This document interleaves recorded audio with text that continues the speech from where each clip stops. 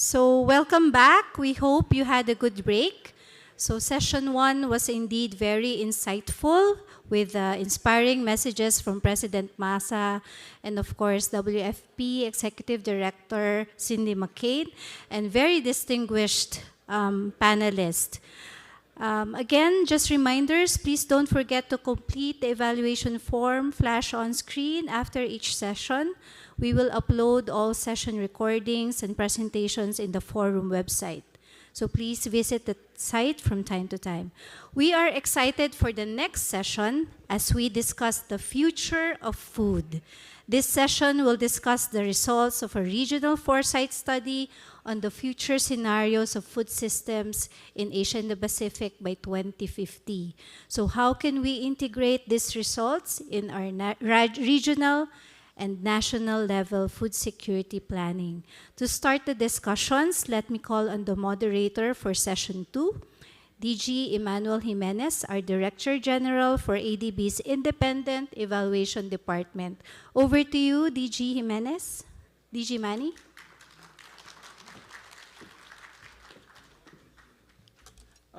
Thanks very much. So good morning and mabuhay.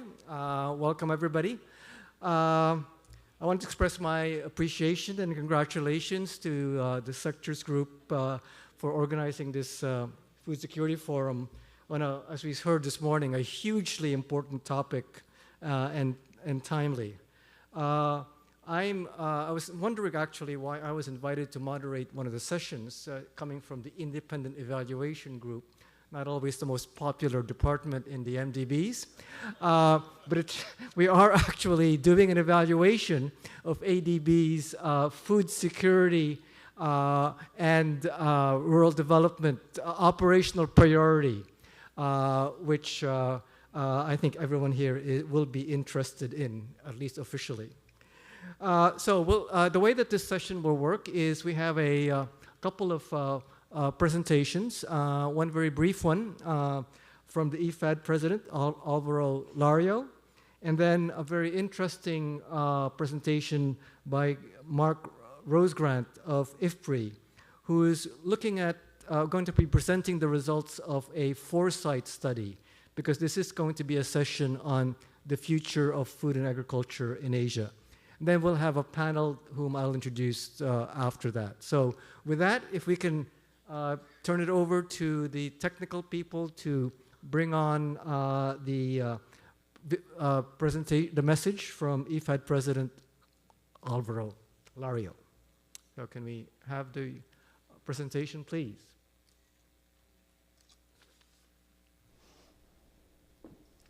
Hello, everyone. Thank you for your kind invitation to speak today. I am sorry that I cannot do so in person, but I'm honored to be here because I know we all share the same convictions. First, that the small farms of Asia, 70% of the world's 570 million total, are vital to the future food supply of the region. And second, that we can and we must do much more to invest in them. We all know how tough the last few years have been for small-scale farmers. They have been hit hard by COVID-19, price instability, and the impact of climate change and biodiversity loss. Small-scale family farmers throughout all Asia have been hit particularly hard. With average farm sizes that are under 2 hectares across much of the Asia and the Pacific, these smallholder food producers are highly vulnerable to external forces, and they really need our investments. Because family farming is the backbone of rural economies and of food systems everywhere. In fact, 1/4 of us on the planet rely on small family farms for our livelihoods and our food security. Without family farms, many of us would not have eaten today. Not only are small farms efficient, they also have a lighter relative footprint on essential ecosystems. They do not depend heavily on fresh water for crops, and they preserve biodiversity instead of depleting it. But today, higher temperatures and more erratic and extreme weather threaten their livelihoods and the region's overall food security. To adapt, small family farms desperately need investments to overcome the growing risks that they are facing. Yet they just get 0.8% of climate finance to help them adapt to extreme changes in our climate. This needs to increase because it is an investment in our collective future. Let's be clear, small farms are businesses. They need access to finance and tools to use it. They need to be fairly and decently compensated for both the food and the raw materials that they produce, and for the environmental, biodiversity, and watershed management services that they provide. And this is where the close collaboration between IFAD and the Asian Development Bank comes in. I am proud that we have been partners since IFAD's inception in 1977. Working together alongside Farmers Association and local and national governments, we have made a tangible difference to both the lives of millions of farmers and to sustainability in the region. Across Asia and the Pacific, our 570 million current portfolio, spanning from Pakistan to Nepal and from China to Tonga, aims to raise incomes, while also enhancing sustainability and preserving biodiversity. Our joint project in hilly areas of Nepal helped 67,000 farming households to raise their income and to reduce their use of chemicals. Drawing on local knowledge and traditional techniques for pest management, it introduced agroecological practices such as mixed cropping, biomulching, and swales, an ancient innovation that helps gather water without irrigation systems. In the Philippines, we work with indigenous communities to develop sustainable agroforestry, coffee and fruit cultivation, reducing runoff and enhancing resilience against typhoon and drought. Or in Bangladesh, where we tap the Internet of Things to install remote water quality sensors that help fish farmers monitor water quality and oxygen levels when rainfall is scarce. The result is an ecological renaissance for the River Halda and an economic renaissance for the fishing communities.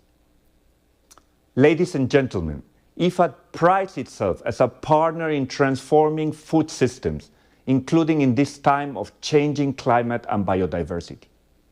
Over the decades, IFAD has been a pioneer in every aspect of agriculture and climate risk management, from index insurance to blended finance.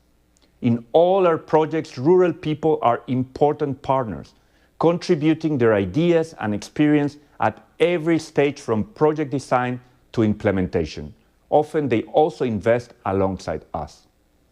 We make always sure that these projects benefit the most vulnerable, including youth, women, and indigenous peoples. And we are good at what we do. In 2021, IFAD was ranked the most efficient and effective multilateral organization by the Center for Global Development.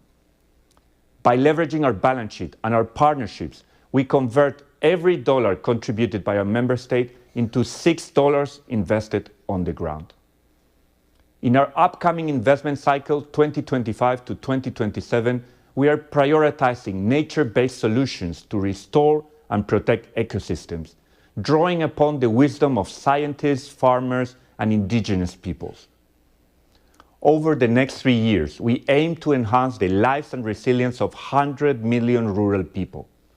Across Asia and the Pacific, the Asian Development Bank will be a vital partner in achieving all of these goals. At this time of dramatic and deadly climate change, I look forward to deepening our work with the Asian Development Bank. Together, we can improve the lives and incomes of small-scale farmers and of the communities and societies in which they live. We can ensure that they have the tools they need to build resilient livelihoods, to feed their families and communities, and to continue to play their crucial role in preserving biodiversity and a food-secure future for everyone. Thank you very much.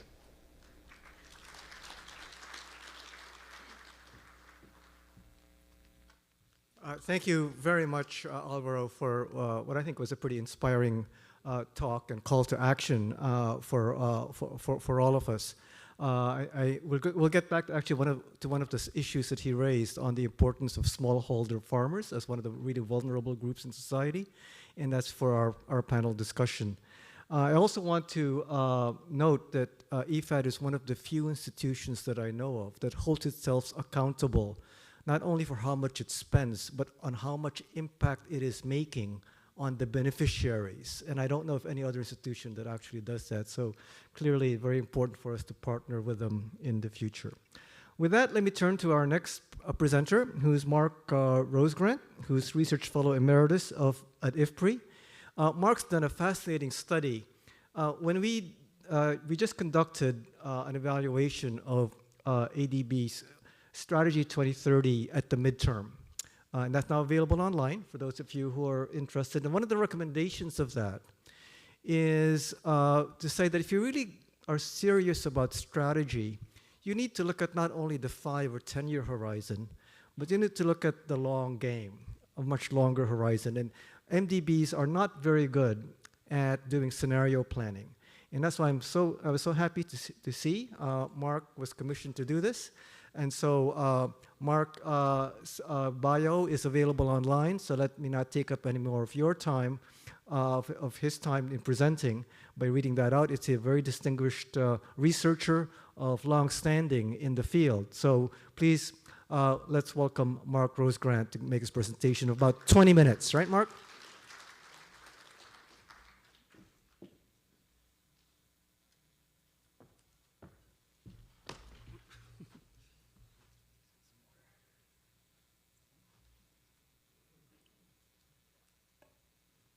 All right, well, thank you very much for that great introduction. And I do want to acknowledge the support from ADB for this work that we've done to try to look at key aspects.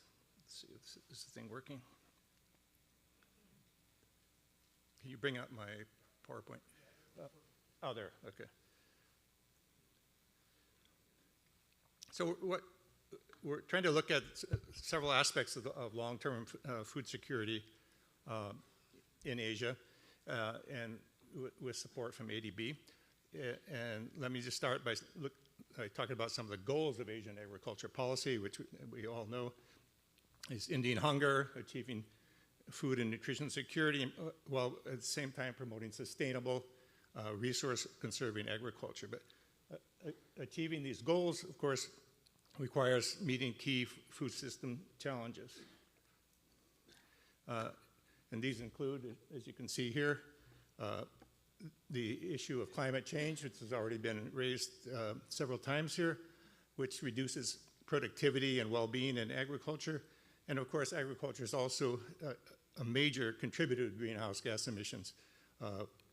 So for sustainable intensification, we do need to reduce agriculture's footprint. Water scarcity is increasing with growing demand from many sectors, and the rising cost of developing new water resources, which leads to constraints on supply. Agriculture productivity growth is slowing in many countries, while agriculture research and development expenditures are tending to decline in most of Asia.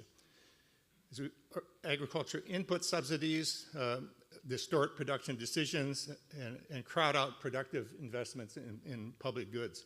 At the same time, as we've heard, value chains are often inefficient with high marketing margins and high volumes of food lost and waste. So in this presentation, we're going to discuss prospects for meeting these challenges under alternative investment scenarios for Asian agriculture. And we won't have time to really discuss in detail, but the framework we're using is the impact modeling system that IFPRI has, which is a set of linked climate, water, food, and economic models of the world agriculture economy, which generates estimates of production, consumption, food prices, and some environmental impacts for a quite detailed, highly disaggregated set of countries and regions, as you can see here, including 158 countries and 154 river basins. So we're taking a scenarios approach to this work, starting from a reference scenario, which takes the population and income trends from IPCC's SSP2, which is the middle of the road demographics and economic growth. And this is the most recent version that was just released about 3 months ago. We also include business as usual, projections of agricultural investment and productivity growth, and we're looking in this particular presentation using the climate scenario RCP 7.0, which is a moderate to somewhat severe pathway for climate change, and using the IPCSL climate model. We also have done sensitivity analysis across different models and RCPs. We're using a number of alternative investment scenarios, including investment in agriculture R&D, irrigation and water, rural infrastructure, and repurposing of subsidies. So just briefly, here's a summary of the investment scenarios. So you can see in investment in agriculture productivity growth, we have 3 levels of investment that you can read there yourselves.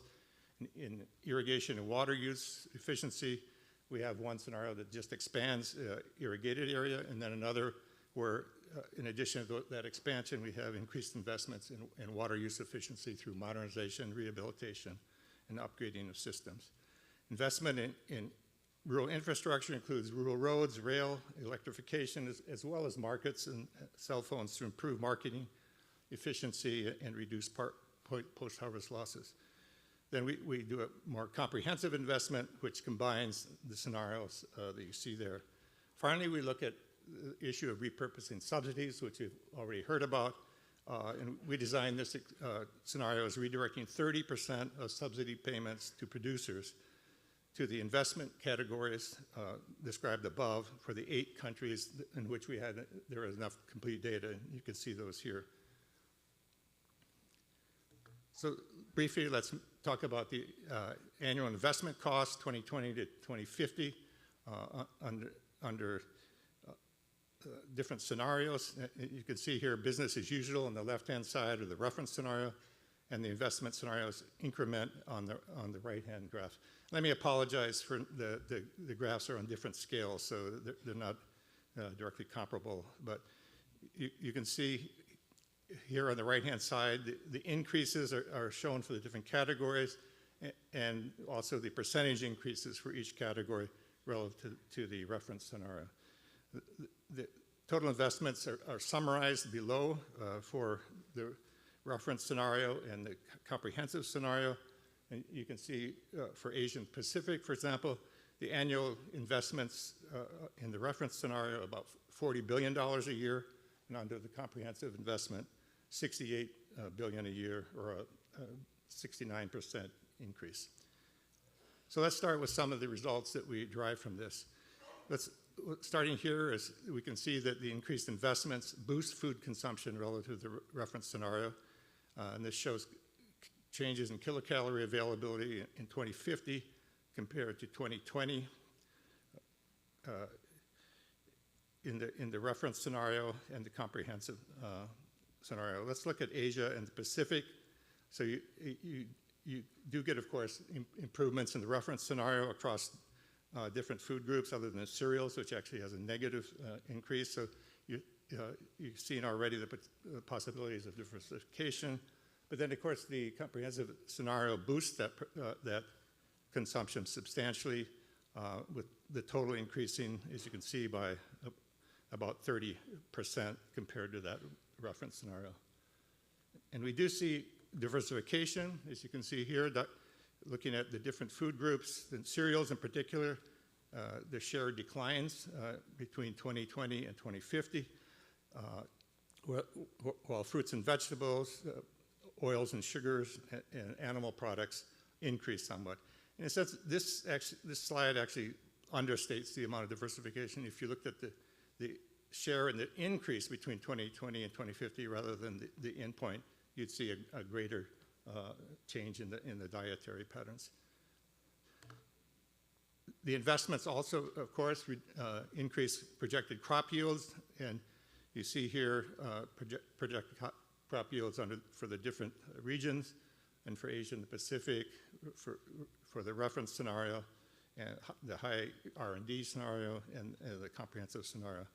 So for example, for Asian Pacific in 2050, there's an increase from 8.5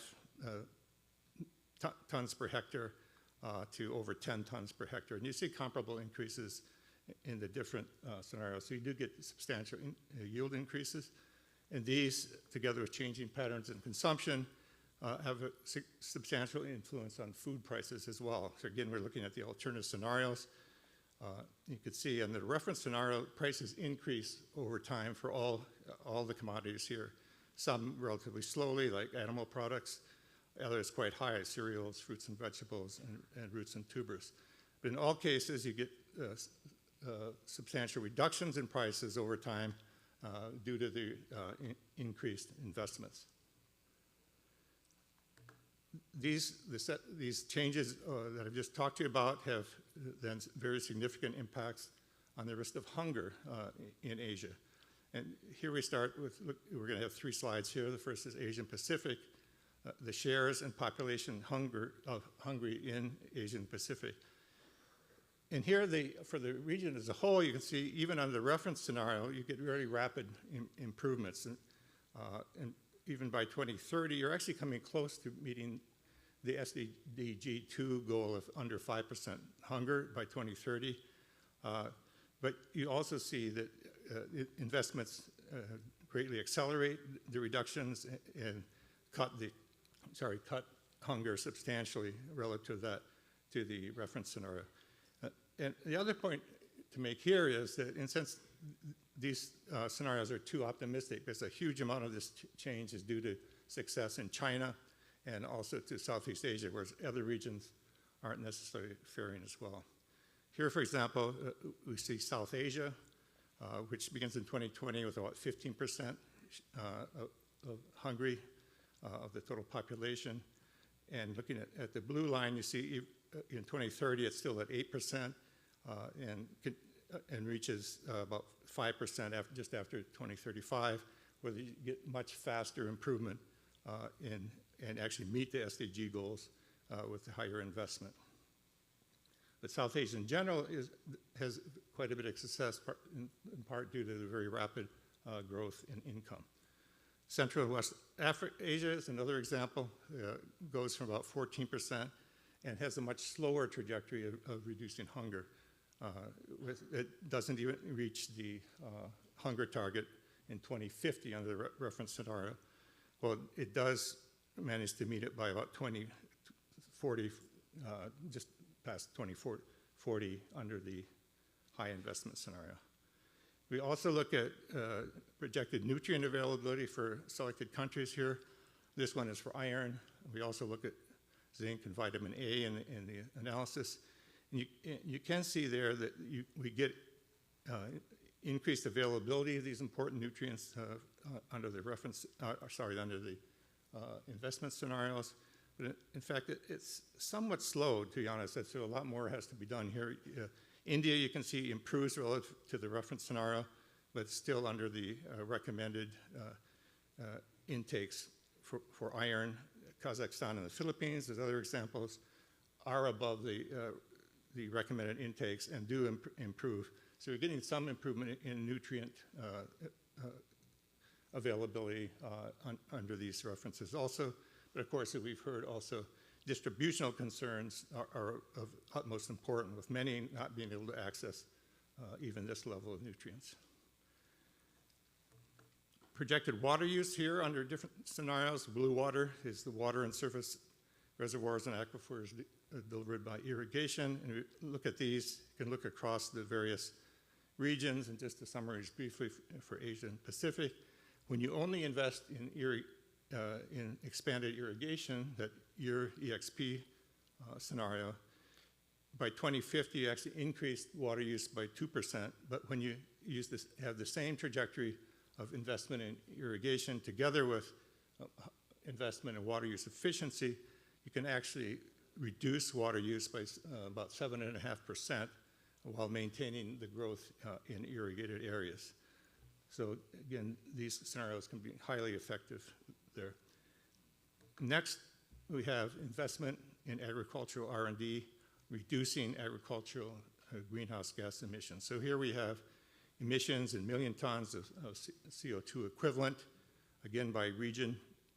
And we see here for all regions, and then Asia and Pacific on the right-hand side, even in the reference scenario, there is some improvement over time in reducing greenhouse gas emissions due to a reduction over time of the emissions intensity of agriculture per dollar value in agriculture. But again, we see how these improvements can be accelerated under the higher investment analysis, showing this one for agriculture productivity growth, which shows by 2050 we have reduced the initial emissions in Asia and Pacific by a third here, and that's because of land-saving productivity growth, together with generation and adoption of technologies such as conservation tillage, precision agriculture, and improved management of rice and livestock, among others. The final scenario that we'll look at really quickly is just a quick summary of the investments in the rural infrastructure investments. Under this scenario, this one, together with the repurposing of subsidies, I think can be seen as possible best by investments from the analysis. As you can see, the broad-based rural infrastructure investment cuts post-harvest losses by about 50% in the region, while also reducing marketing margin, increasing production by 1 to 5%, but more importantly, lowering food prices and reducing hunger by 16 million people in 2035 compared to the reference scenario. The repurposing of agriculture sector government subsidies in just these 8 countries that we show is also very powerful. And remember, that's only 30% of the subsidies. So for these, this repurposing benefits not just those countries, but the entire ADB region, increasing ag output by 17% and reducing hunger by 51 million people, or 30% in 2035. So that's illustrated the power of reallocating those subsidies into productive investments. Just a few conclusions then. As we saw here, increased investments in agricultural productivity, irrigation, and water use efficiency are highly effective, and there I list the ways there. But of course, what we saw is not good enough. So beyond these investments, you need investments in health, nutrition, clean water and sanitation, and education to further reduce hunger and child malnutrition and improve sustainability. In addition, there's always going to be some vulnerable people who aren't reached through these kinds of investments. So here you need income transfers and safety nets that can help them through short-term stresses or disasters and improve their nutrition and health over time. In addition, the impact of these investments would be further increased by improvements in the enabling environment for sustainable intensification, including extension innovation systems to enhance uptake of technology, gender-responsive policies and investments to increase women's access to land, finance, natural resources, and information, and design of greenhouse gas emissions reduction policies, including how to manage carbon payments in this system. Finally, is increasing access to farmer and sectoral finance to support private investment as well as public investment. But we can see here that a well-targeted portfolio of investments and policy reforms can meet the goals of Asian agriculture policy, even in the face of these significant food system challenges. Finally, I was asked to provide some key questions for discussion coming out of this work. And one that we didn't address directly is that there are tendencies showing that rural-urban migration and as well as innovations in crop breeding systems, farming systems, and digital technologies are improving economies of scale in agriculture in Asia which is leading to some pressure to consolidate land ownership or operational sizes of farms. So the question is, how can growth and the welfare of small farmers be balanced in such a transition? Next is, how can agriculture, health, and nutrition policies be integrated for maximum impact, getting out of the silos of these different policies? Another question then is, should investments be allocated specifically to different crops to further encourage diet diversification, moving investment, for example, from cereals to fruits and vegetables? And finally, how can policymakers address the big political economy challenge of repurposing agriculture subsidies? Thank you.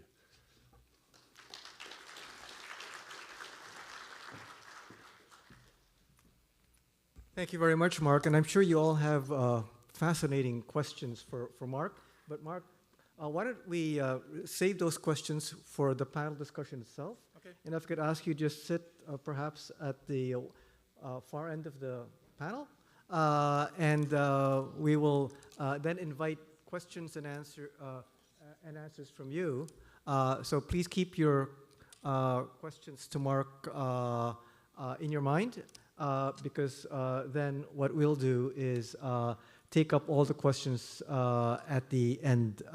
Because now we have a very distinguished panel to discuss not just the questions for discussion that Mark posed very cogently, but also any other issues that they may want to raise on this whole issue of the future of food and agriculture. And I must say, I come away a little bit more optimistic, Mark, after your presentation, that things are indeed possible.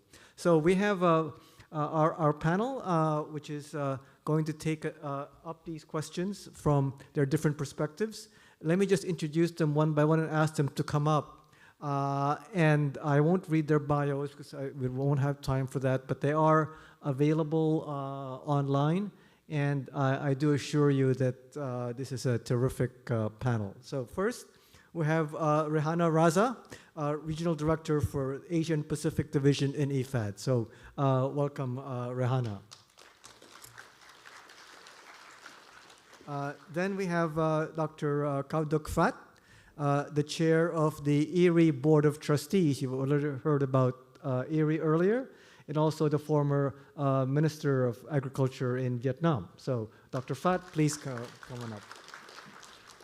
Then we have someone whom you already know from the earlier session this morning, Schengen Fan, who has been gracious enough to join this panel to give his very renowned thoughts, because he was, of course, former Director General of IFPRI as well as professor at China Agriculture University. So Schengen. And we have Tetsushi Sanobe. Tetsushi, as most of you know, is the Dean of the ADBI Institute, that is one of the leading think tanks in Asia and the Pacific. So welcome, Tetsushi. And finally, we have Ramesh Subramanian, Director General and Group Chief of the sectors here in ADB. Ramesh oversees almost everything in the Asian Development Bank related to operations. So welcome, Ramesh.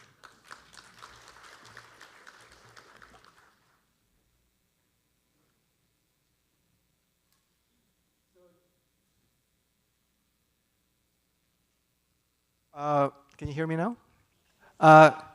Welcome everyone. The way that we're going to work this panel is that I will not give the panel the luxury of free speech that Schengen gave of 5 minutes each, but instead we're going to actually turn to them to address specific questions, and I would ask them to limit their answers to about 2 or 3 minutes at a time, because I hope that we can have a more free-flowing conversational style on some of the very important issues that were raised.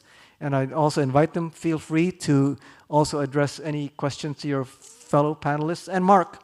And then we'll try to reserve at least 10 to 15 minutes at the very end for Q&A. So please keep your own questions in mind as we go along. Let me first start with you, Rehana.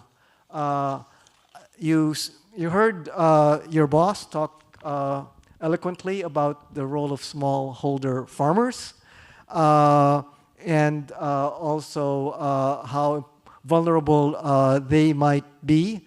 But you also heard Mark talk about how the need to balance, because small is not always beautiful or efficient. So can I ask you, as IFAD's regional director for the region, how you could share your view on the long-term challenges for policies on smallholders and food? Thanks, Mani. Thank you for this opportunity, and it's great to be on this panel. I'm actually not going to talk from my notes, I think, because I think some of the things that have come up have made me think a little bit more about what we're talking about. And I think from the position of long-term challenges, I think my boss very eloquently said what the challenges are for smallholder farmers, and particularly their centrality to thinking about food system transformations and having a green and inclusive food system. So I think, as the statistic, particularly for low and developing countries, 70% of the food produced by smallholder farmers is consumed in low and middle income countries. So they're very critical for the food system. But I think reflecting on some of what Mark said, and I think just a little bit about some of the earlier discussions, I think one of the things that really has struck me is about the opportunity of the changes that technologies may bring. So I think the challenge, or the first question that Mark raised about how different economic patterns and opportunities in technology may be changing the viability of smallholder farmers and their sustainability. So I think that's something that is something to think about deeply. I mean, at IFAD, we're committed to supporting and sustaining smallholder farmers, and we believe they're central to some of the challenges we're facing. But given these conflating factors, I think their viability in that context becomes very, very important. I mean, I think increasingly, given the variability of climate change, whether it's water stress or crop failures, or whether it's the other different challenges that lead to market failures in low productivity and all the other things that we are seeing because of climate change, particularly things like shifting patterns and harvesting seasons.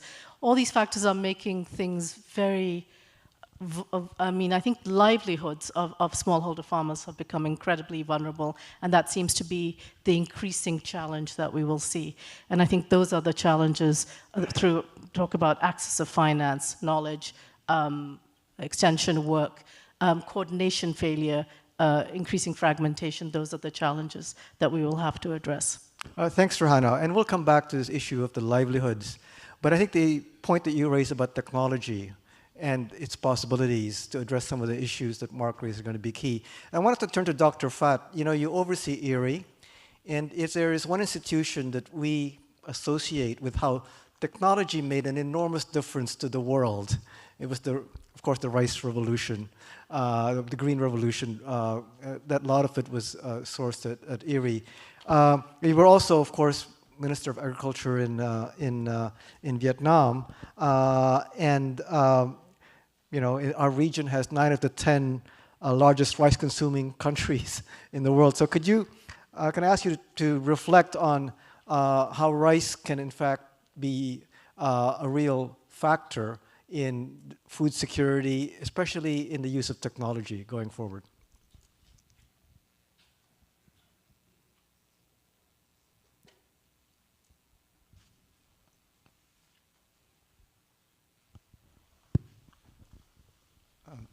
When ensuring food security for a nation is priority task for any government. In Asia and the Pacific, the rice is the core component of the food security. In Vietnam, when we say food, we first think of rice. President of Republic of Philippines said last year at Rice Congress, rice is life Yeah, it's true. Yeah. And we see that for last decades, rice production in the region has been growing relatively fast in many countries like Bangladesh, Vietnam, Cambodia, and some other countries. But there are still countries not producing enough and trying very hard to do so. And recent turmoil in the rice market show that our achievement not sustainable yet. And more than that, we are facing new challenges. One is climate change. Another one is accelerated industrialization and urbanization. This process not only compete for land and resources, but also makes rice farming less attractive. And that's why we need to have new solution, but using the same word. From my experiences, I see three most important measures. We need to continue to develop new technology. Second, we need to deepen further, or we need to carry out further policy reform. And second, to invest more in irrigation and infrastructure. I would like to stress irrigation. For me, irrigation is the base for sustainable and high productive agriculture, especially for rice in climate change condition.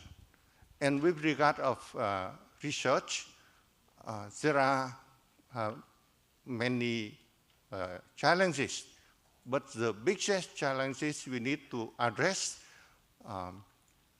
Some people, for some countries, still higher yielding varieties of rice needed. But for countries like Vietnam, we don't really need higher yielding. We need higher value rice, higher nutrition rice. And at the same time, we need to address challenges of climate change. That's why IRI recently focused on 4 flagship, that is 4 groups of issues. One is improvement of nutrition. Second is climate resilient rice farming.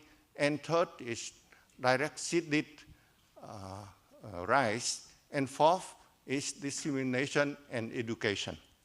Thank you very much, Dr. Phat. And I think the issues that you raised, that it's not just technological research that's important, it's research on what works, and policies to do that are going to be key. So Schengen, let me turn to you. You were at IFPRI for a very long time, and you yourself a very renowned policy researcher in this area. What do you see as the priorities for policy reform, and what kind of research do we need to find out exactly what some of these impacts might be that are most effective? Yeah, well, I think the Minister Phat can tell you a much better story about the impact of policy change, policy reform. I think China started in 1978, Vietnam started in 1985. India, I don't know, probably still under the consideration of many reforms. I think some of the priorities is actually very much related to some of the themes of this conference, that is repurposing some of the subsidies.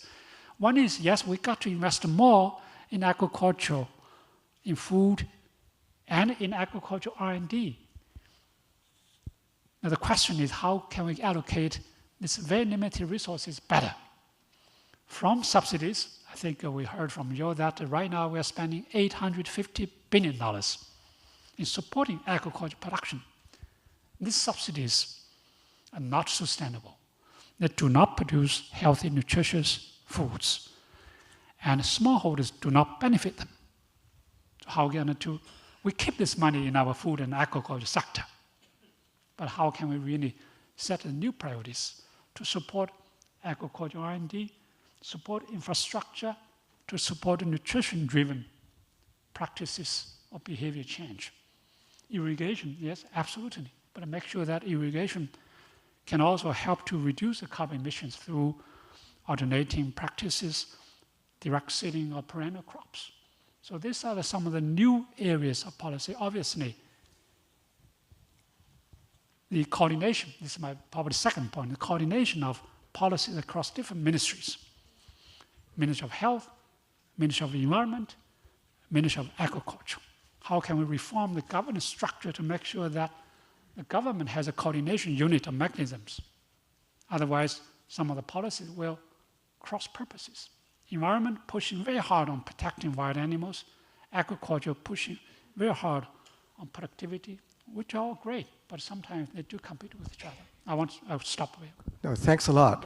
Really important. And I want to get back actually to the point that you raised on the political economy of some of these policy reforms, especially on agricultural subsidies. And maybe Dr. Phat, later on, I'm going to ask you about that and what is, how to get around some of these questions. But before I do that, Tetsushi, in this panel already, but also in the earlier panel, there was a lot of talk about the need for international coordination because food imports and exports are really key to the whole system. And these transboundary issues are vexing for the world, especially now with climate change. You've been involved, aside from being dean at ADBI, with not just the G7 and G20, but the T7 and T20, which for those who don't know is the think part of government policy. What do you see as the need might be in terms of the challenges for coordination for policies and how research can support that, given your experience? Yeah, thank you, Manny. So the role of think tanks is to bridge research and policy. So it's a cliche, but it was so difficult. And then especially these days, as you just mentioned, those are policy issues, many important issues are very global problems. So thanks to the digital technology, so communication is now easier than before. So, for think tanks are usually much smaller than universities. So, biggest think tank would be smaller than the smallest university. So, it's really difficult for think tanks to do research. But the think tanks, can ask the researchers in the world. So, if we call for papers and those things, we can receive, very good responses these days. So previously, we could only ask the researchers in small list, but now we can, ask globally and then get good responses from the unknown person. But their, report or papers could be very, very nice. May not be very, high quality academic paper, journal paper, but policy studies, very informative. So, and then previously think tanks are only for the think tanks for their government within countries. So multilateral think tank like ADB Institute is very, very, minority. But now, through, for example, through Think 20 and the Think 7, which are the think tank engagement groups of G20 and G7 respectively. Think tank in the world are now, communicating more and more. And then especially when I was chair of T7 Japan last year, we worked very closely with T20 India. So I sit side by side my T20 India counterpart 3 times in India and 1 in Tokyo one in New York City, one in Kigali, Rwanda. So very strong collaboration happened. And now my colleagues in the world try to create also another forums. So through that kind of communication, someone said in the previous session that the US White House persons emphasized the importance of communication and collaboration. Please use think tanks to start that kind of things. No, thanks a lot, Tsushi. And I guess that especially challenging perhaps in bringing in the researchers from developing member countries as well as the collaboration with them and the developed countries. Very quickly. Yeah, those T7, T20 are not limited to G7, G20 member countries, but open and inclusive to all the think tanks in the world. Thank you. Ramesh, your ears must have been burning all morning because when it comes to food security, people have been talking, and you've heard your fellow panelists talk about the need to work across sectors, that it's not just agriculture. In order to combat hunger, you need to have infrastructure, health and nutrition. And you're now overseeing the sectors group in the ADB for the first time, in which there's I'm sure you're dealing with the challenges of how to stimulate our work across silos.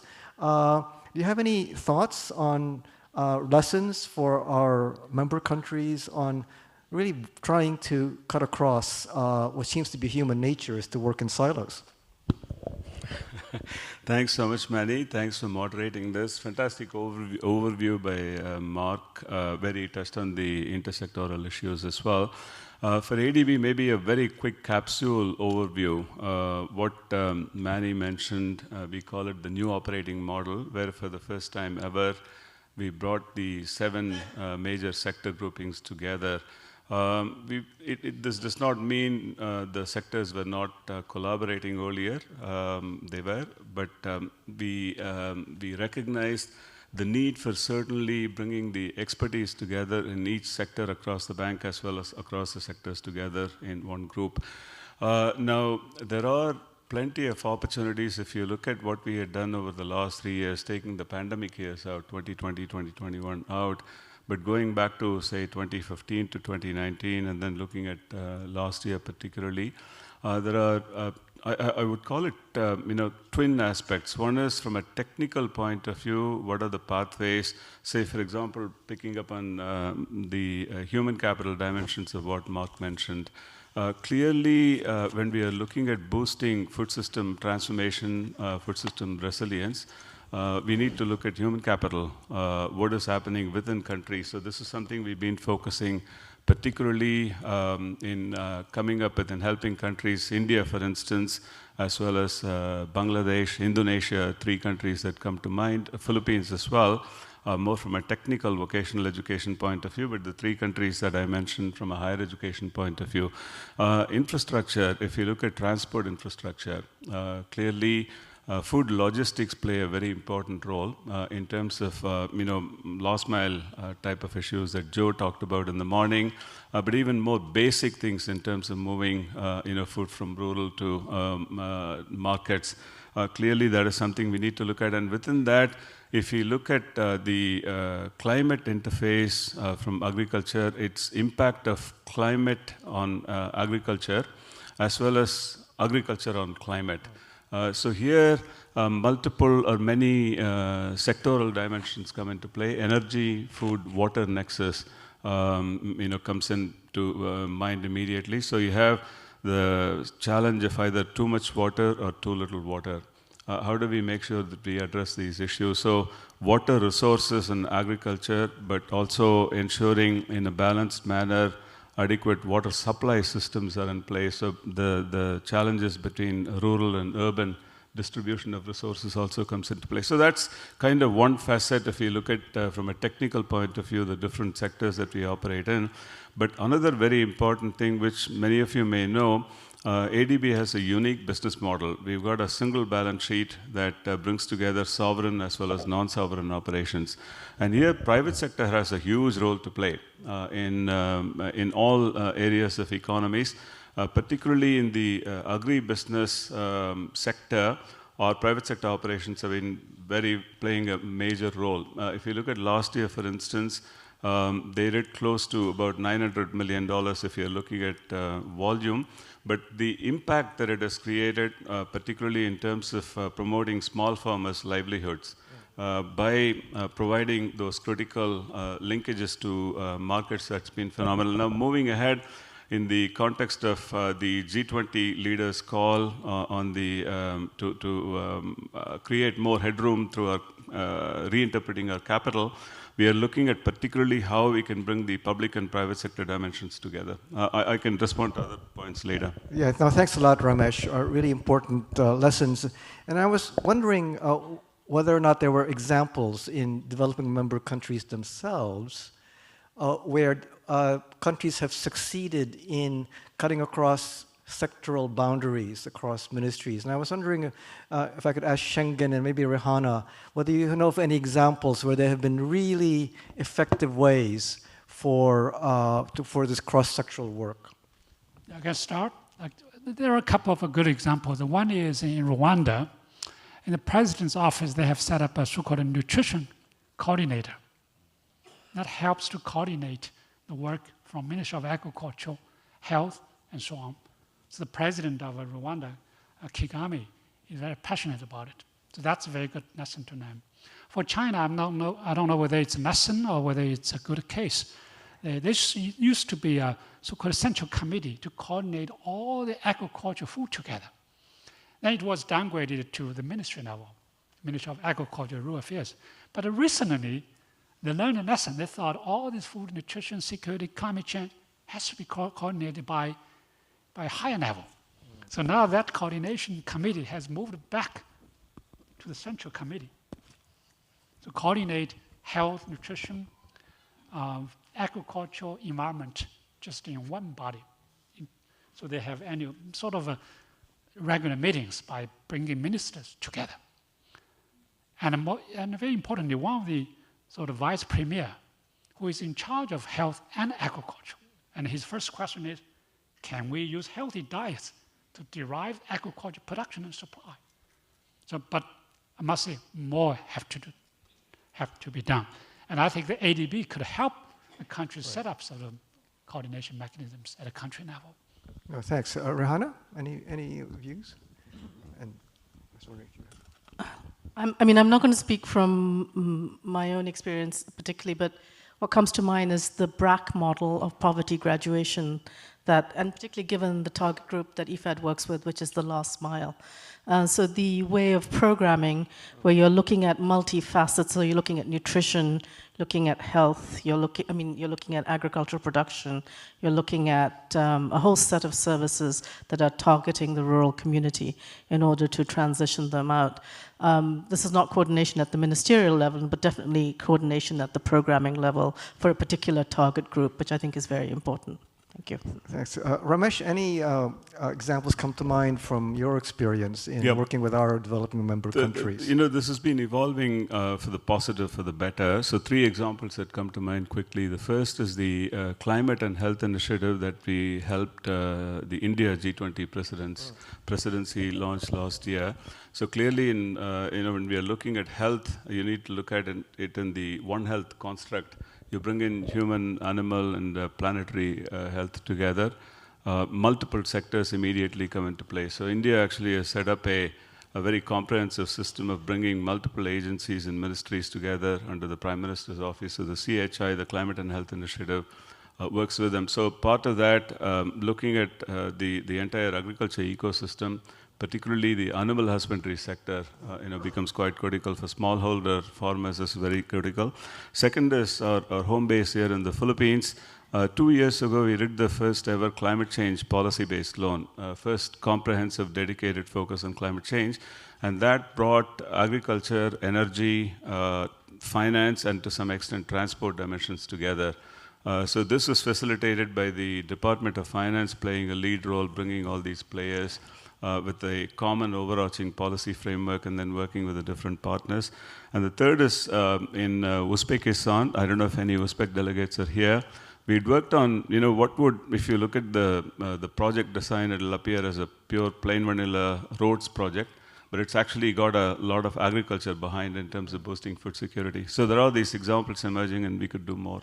Oh, great. Thanks. I want to now turn to another policy issue. And Mark, you called it repurposing subsidies.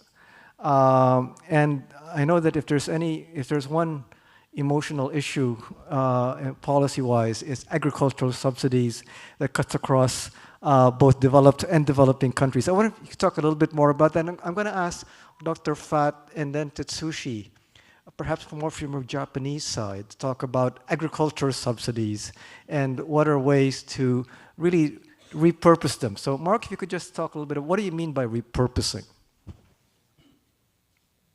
Yeah, so that's a movie, as Yo and others have said, there's very large amounts of money that are going into subsidies on things like for fertilizer, also for electricity to drive water use, and energy subsidies as well. And what they tend to do is induce overuse of those inputs beyond any kind of economically sensible numbers. So you're not only sort of wasting the money that's going into it, you're wasting inputs. In many cases, that's also then driving environmental degradation from runoff of fertilizer with higher levels of greenhouse gas emissions through the nitrogen loss. It's been a contributing factor to the overdrafting of groundwater in South Asia and parts of the rest of Asia. So it's wasteful both financially and economically and resource-wise. Then the big question comes, though, is how do you start moving away from that? I mean, a couple of things is, obviously, you can't take away that entire amount immediately. We were looking notionally at a 30% drop, and you could see even at just 30%, putting 30% of those subsidies into more productive investment has a huge impact. I think one way to sort of reduce the pain of it is to also put some of that money into direct income transfers to the farmers who are essentially giving up the subsidies. So in that way, at least you're not driving bad input decisions. And I think that's increasingly potentially possible to do because the rise of internet banking and farmers having smart cards and so forth. So I think, 10 years ago you might not have been able to do it, but I think there are systems in place now where you could do those kinds of income transfers efficiently as well. So that, I think, would at least take some of the hit off of the farmers who would lose essentially a source of income. Thanks. Dr. Fat, when you were minister, and I'm sure you had to contend with this issue, any policy reform, there are winners and losers. And how do you make sure that you can actually do these reforms that seem to make sense on balance?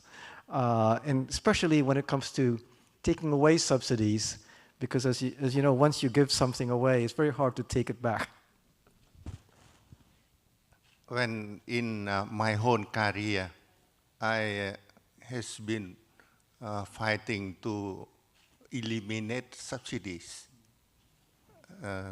So I never propose subsidies. And I always try to convince the government to give that money to invest in irrigation, in research, and education. But of course, sometimes we need some short-term, small-scale subsidy to encourage farmers' participation, or this to have the poorest people, it may be, but should be minimum short-term. And the most money should be invested in something longer-term, research, extension, irrigation, infrastructure, education. Thank you. Thank you. Tetsushi, I hope I haven't put you on the spot, because I know that especially rice subsidies are particularly important in your country. Oh, yes. But you have the wrong person, because I'm not expert. I know very little, because I'm not Japan think tank, but Asia and Pacific think tank. But as I lived in Japan for so many years, like this, so I know something. And then, so my understanding, the subsidies in Japan made the Japanese agriculture very weak, because the government purpose was not to increase production, but do not make farmers unhappy. So that for political reason, right? So it lasted so many years, so many decades. So that made Japanese agriculture so weak. But recently, some changes in the better direction seems to be happening. But maybe in the Q&A session, maybe someone like Shingo Kimura, who put this forum together under the guidance of Ramesh, and also the great expert like Kei Otsuka here. So please let them Okay, speak. so please keep your powder dry for the Q&A, which will be in a few minutes. But Shengen, you must have been dealing with some of these issues, tricky political economy issues from IFPRI, and any reflections on your mind on how to get around them? Yeah, I think Yori is expert on political economy issues. I learned quite a bit for the last several years, because we have a coalition that published a paper called Economics of Food System Transformation. I think political economy is a big part. I think the one is, how can we really use winners' revenue or benefit to support, I don't say subsidies. Subsidy is a bad word, or maybe support losers. So the losers will not complain. So how can we really make sure that we have a mechanism to do that? I mean, that's a key lesson I learned from political economy. Now, obviously, building coalition to push something positive will be so critical. So, for example, farmers' organization, the private sector, maybe even government, to have dialogue, to show their positions. What can they compromise? By compromising, they can gain from something else. So this is something, at least I learned for the last probably several years. Thank you. Ramesh? Just a couple of quick points, Manny. ADB does about 20% of our annual commitments go for policy reforms. So that's about like $4 to $5 billion or so. So from a broader fiscal and macroeconomic point of view, the whole issue of public sector resource management, and particularly the question of subsidies, is very, very critical. We do engage in a lot of diagnostics work and policy dialogue. The best performing subsidy systems, if I can call it, are those that have very clear performance targets, including best targeting, as well as sunset clauses, because you cannot have these subsidies forever. Now, this is the best ideal definition of how subsidies should function. Obviously, there are gradations, or you see a spectrum in most countries. Now, if you look at concrete examples of where we have been quite, I would say, relatively pleased with progress on broader subsidies, Indonesia is one country that comes to mind. Still, significant challenges are there, but I think periodically they've been addressing the whole issue of subsidies for various industries, including you've got petroleum subsidies, but then coming into agriculture sector, regional subsidies, and so on. Still a lot of work, but I think they've made good progress. Pakistan is one country where we had done extensive work, not recently, in the around 2009, at the height of the earlier global food crisis.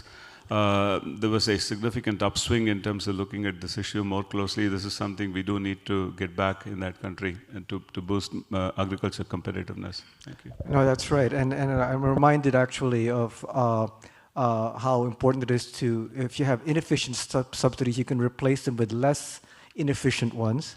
And of course, Mexico is a prime example of that, in which the tortilla subsidy was replaced by the conditional cash transfer program, which has now been scaled up all around the world. So I think that's an interesting point. I'm now going to look to see whether there are any questions, both online. I have an iPad here, which I'm not sure I know how it works, but no one has asked any questions yet. So I'm inviting people from the audience to please, there are microphones over there. If you have a question or a very short answer to a question that you didn't think the panel addressed sufficiently, please start lining up there at these microphones and identify yourself. And please make your intervention as efficient as possible, crisp and clear. Please. Thank you.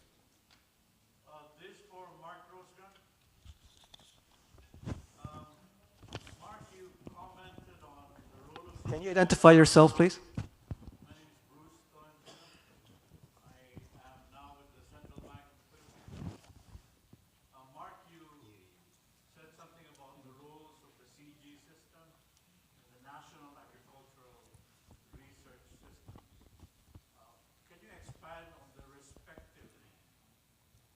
roles going forward, and how would you allocate the resources for international research versus national research? Okay, Mark, can I just ask you to hold on this, and then we're going to take a couple of rounds to make sure that we give as much time to everyone. So please, if you have a pen, you might want to keep this in mind. So over to you. Next. Please identify yourself. Hi, good morning. I'm Engineer Rolly De Sibilia of RDS Technology and Development Corporation. This is a question for the panel. What are the strategies for mitigating the carbon footprint of the agriculture sector? Okay, thank you. And next, please. Hello, my name is Redden, and I work for Football Manila. I'm 19 years old, so this is just a thought. I'm just curious because I browsed ADB and I saw the 54th annual meeting of the Board of Governors. So what caught my attention is the Asia Pacific Tax Hub, and I just want to elaborate. Elaborate explanation about it. I'm curious to know more about it, and how is it related to SDG? Or more like, I want to know how is it processed, or maybe if they're related or not. Yeah, that's the question. Thank you. I'll take one more, and then we'll turn it over to the panel, and we'll do one more round, if we can. Yes, please. Yeah, I'm Pankaj Tyagi from Central Water Commission. I think, is the microphone on? Yeah, it's working. Yeah, I'm Pankaj Tyagi, working in Central Water Commission, Government of India. My question is with Rehana ma'am regarding the technology adaptations. See, ultimately the technology has to be adapted by the farmers, whatever the cheaper or whatever the extension activities for the adaptation of technologies proposed by the government, like in micro-irrigation technology. But adaptation rate is very, very low. And like in micro-irrigation, even farmers are seeing their neighbor is benefiting from the technology, and technology is very cheap also. So I think the questions arise for the right social reform. Something has to be done, or the what is the real policy change in the social sector is required, or some economical sector, or that is the questions arise. Okay. Thank you. Thank you. We'll take one more round, but from now, I'm afraid my panel may forget some of the questions. So, Mark, let's turn to you first. Yeah, thanks for that question, Bruce. Yeah, so, I mean, one thing to point out is that in Asia, CGIAR is quite a small actor now. I mean, obviously, IRRI has important roles, IMI on water and ICRISAT, but the expenditures in R&D in NARS are, something like 10 to 15 times higher on an annual basis than the CG, because the CG transfer a huge amount of their resources to African issues. I think given that the CG should focus on sort of high-level research, genomics, gene editing, to the extent that's politically acceptable, high-throughput gene sequencing, to generate a set of cultivars of varieties that then could be developed for specific agroclimatic zones by the NARS. And I'm pretty sure there's some of that going on already.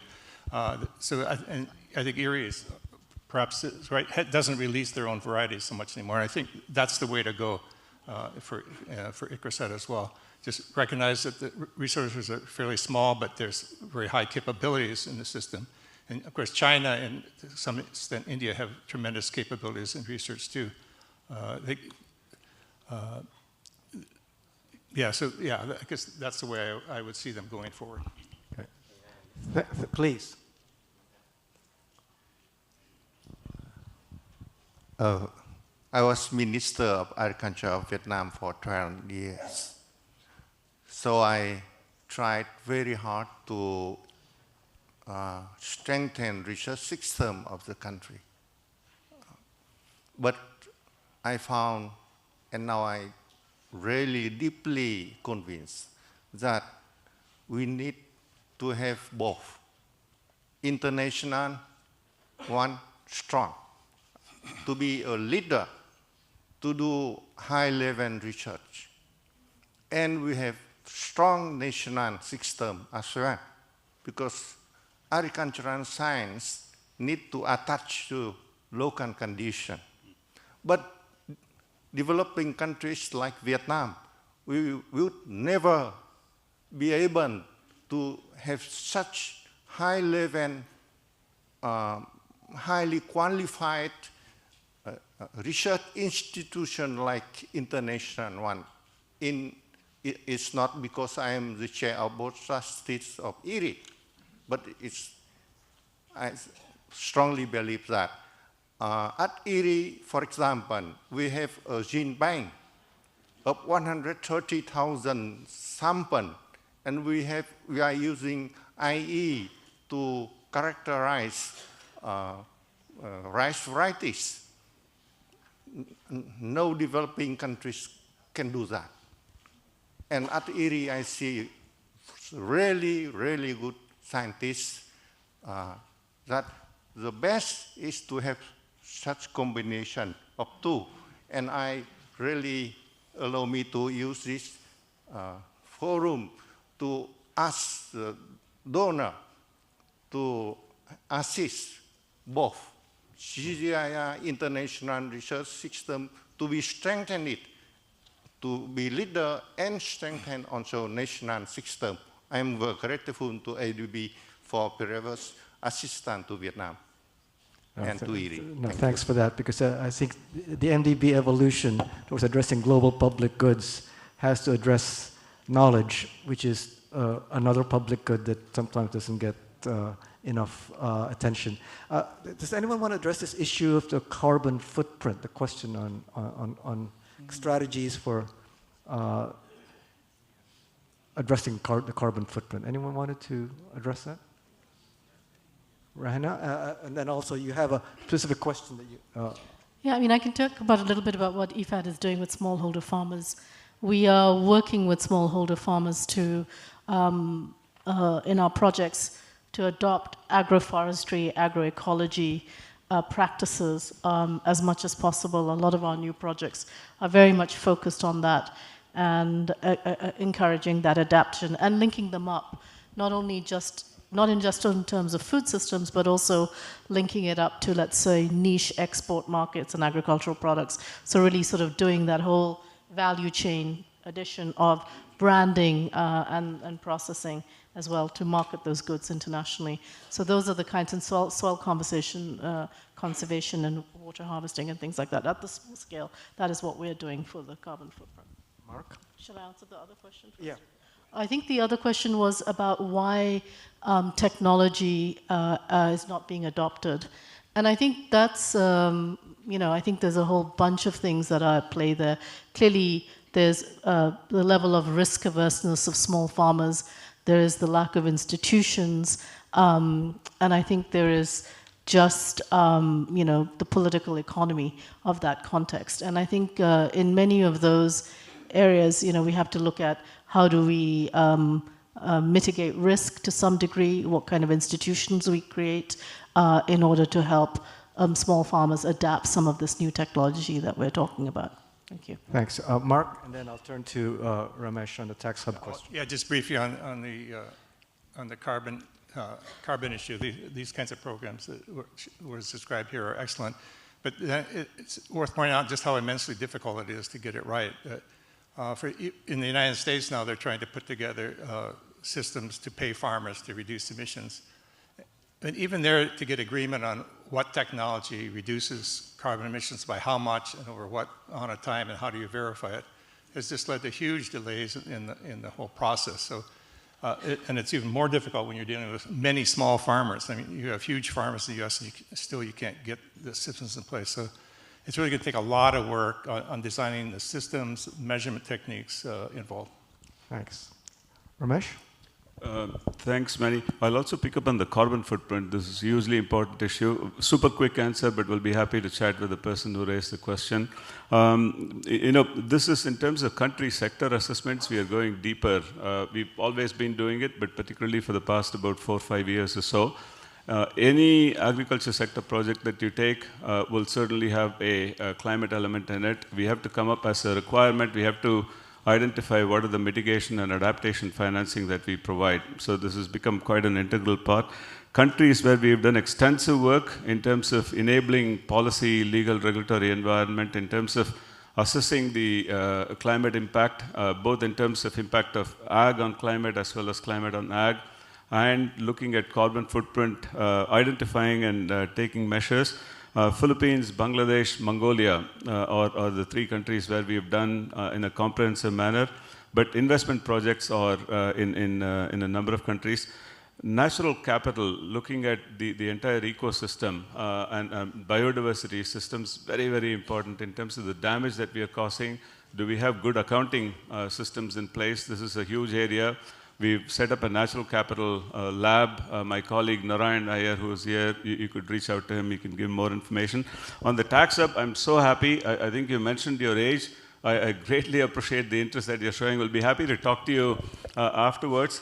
The hub was created about 4 years ago, just before the pandemic. President Massa, who spoke in the morning, he's been a big champion of this because countries need to shore up their own sources of revenue. Of course, financing, external financing, capital market financing critical, but countries also need to have their own sources of revenue.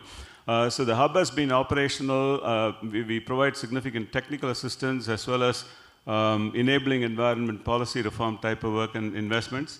Connecting to the nutrition issues that we've been talking about, major role that tax systems can play by looking at consumption behavior. Philippines, again, is a very good example where they've looked at come up with the so-called sin taxes, looking at sugary beverages, fatty food, and so on, with the resources coming in to support health system financing.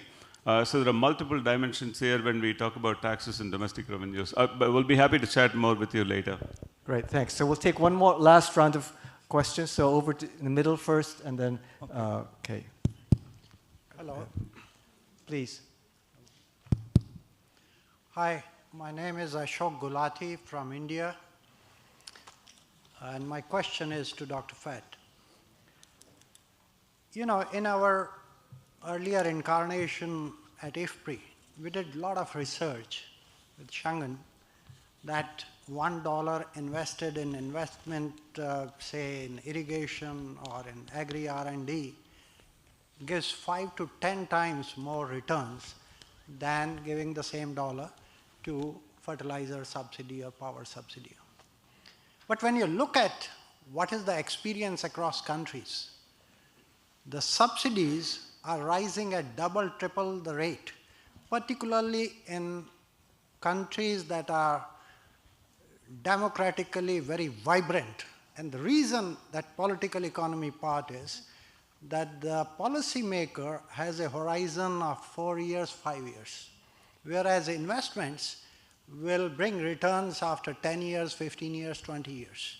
So this short term versus medium to long term, how do we resolve that issue?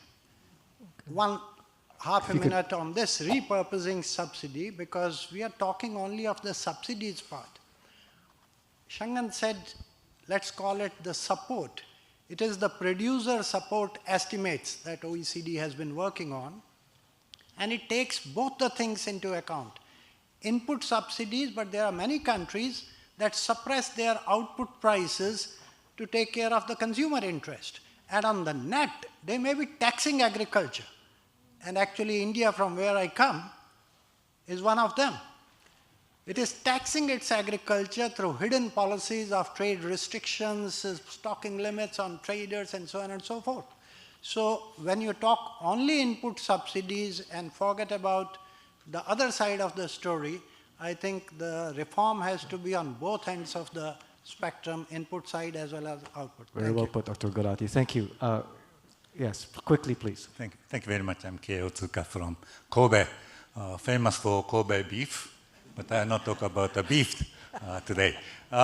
Regarding the environmental issues, the most important, the available technology for rice farming is alternate wetting and drying system. That reduces emission well more than 50% and reduces water use by more than 50%. I'm very pleased to know that the ADB is working on that. My colleague Takashi Yamano is particularly active in this respect. And then I mention a little bit about the impacts of subsidy. In my understanding, there are 3 impacts of subsidy. One is already pointed out by Mark, overuse of inputs. Another thing is subsidy preserves inefficient farms. Even farms are inefficient because of the subsidy, they can survive. And subsidy tends to lead to overproduction. Supply exceeds demand. So government tries to reduce production, total production, not only total production, also production of the efficient farms. So even if farmers are efficient, they cannot expand the size of the operation. So there are a lot of negative impacts of subsidy. Thank you very much. Thank you. Okay, over here, please. Hi, Gisela Chongson from Jollibee Group Foundation. I appreciate the discussion of the panel, especially looking ahead and what can be done to address the intersectionality of the different issues. But looking at the horizontal, I have not heard any comment, and I'd like to hear the panel's thought on this, that in the end, the vertical alignment, especially down at the local government level, which is really the one providing the extension service, the one providing all the support to the smallholder farmers, how come that is not being expressed? Thank you. Thank you. And one last one. You'll have to be the last one, please. Thank you. My name is Manoj. I work for Nutrition International as Asia Regional Director. My question is to the panel. In your view, what are the biggest challenges at this point of time national government are facing in terms of integrating nutrition and food security? We have so much of a discussion about having a blended approach of food security and nutrition security, but we have seen a big gap between intention of national governments and real actions. Why? Thanks. Thanks. Now we'll turn to the panel and to answer questions that have been raised, and also any last words you might have, because we have to wind up. So hopefully you can do that in about 30 seconds or so. So who'd like to start? Maybe Mark, we'll start with you, and any last thoughts, as well as address any of the questions that have come up. And you will have time to talk to the panel outside of this session. Yeah, I think a lot of great points were made by the panel. I don't have, especially Ashok and Kay, to expand upon some of the things we've been discussing. I think one of the biggest things is going to be trying to overcome the political economy structures that are in place. Who knows, it may be impossible, but I think it's something we have to work about. Those of us working in Asia or something have been talking about getting rid of the self-sufficiency approach for, 50 years now? And it's still there in many countries. I think we can't give up on that. But we have to at the same time recognize that there are winners and losers, and the losers should somehow be compensated, but hopefully in ways that are more efficient than what is being done now. Thank you. Rana? Is this just last comments? Yeah. If you don't want to answer the questions, just your last comments. Okay, I also I kind of wanted to order our vertical comment that the lady made. I mean, I think increasingly, I know for ag, I mean, we are working increasingly with decentralized governments, and I think the challenge of looking at governance structures and actually delivery is very, very important. And I think in many of our projects, we don't look at that sufficiently. And I think it's a constant challenge. With regard of subsidy, I think the most important is to have right and strong commitment from politicians, not to be lured by short-term interests of political party or particular person. Always look at long-term and overall benefit of a nation rather than only small group. And secondly, with regard of footprint, agriculture can and must contribute in reduction of emission. We've been working mostly on technical side, but actually, yes, we need that. We need even more than that, but we need also good policy to encourage 100 million small farmers and businesses to involve. Otherwise, nothing will happen. And we need infrastructure, as Dr. Schengen Fan said. So ADB, please, research, policy reform, and infrastructure for Asia and Pacific. Thanks. Here, here. Schengen. Yeah, I think we needed more politicians like Dr. Fat. But I think, as he said, he needs support, he needs evidence. So that he can go to the Congress or Parliament and say, hey, look, this is what the IPRI study tells us. The benefits. And yeah, I remember when the economy began to rise up in Vietnam, when Vietnam began to export more rice, then the price will go down, smallholders increase of the scale of the production.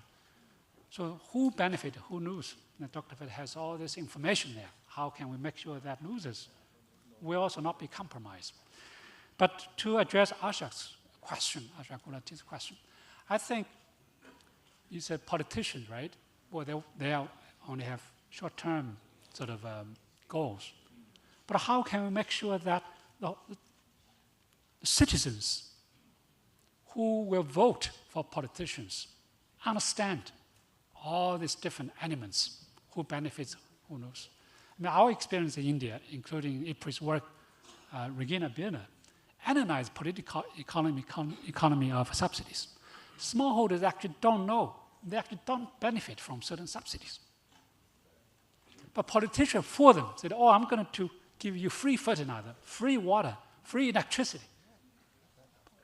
But it's a waste. So that's a communication to general citizens, not just to politicians, will be so critical to influence the whole political process. Thank you. Tetsushi. Yeah. Last point. I agree completely with these speakers that socio-economic and political barriers to the progress of agriculture, sustainable agriculture, will be a very, very important research area.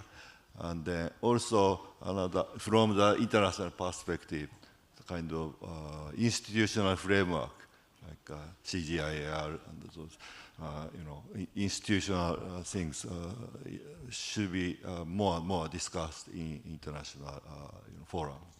Thank you. Ramesh, last words. Thanks, Manny. That point on horizontal and vertical, very, very critical. Not that those are not important, we just didn't go into the details.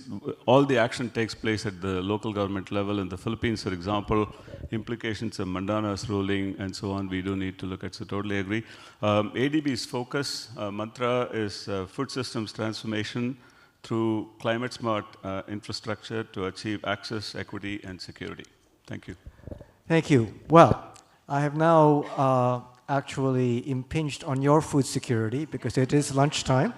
But I think we've had a terrific conversation, and I hope the extra 7 minutes you'll forgive us. But please join me in giving this panel a healthy round of applause.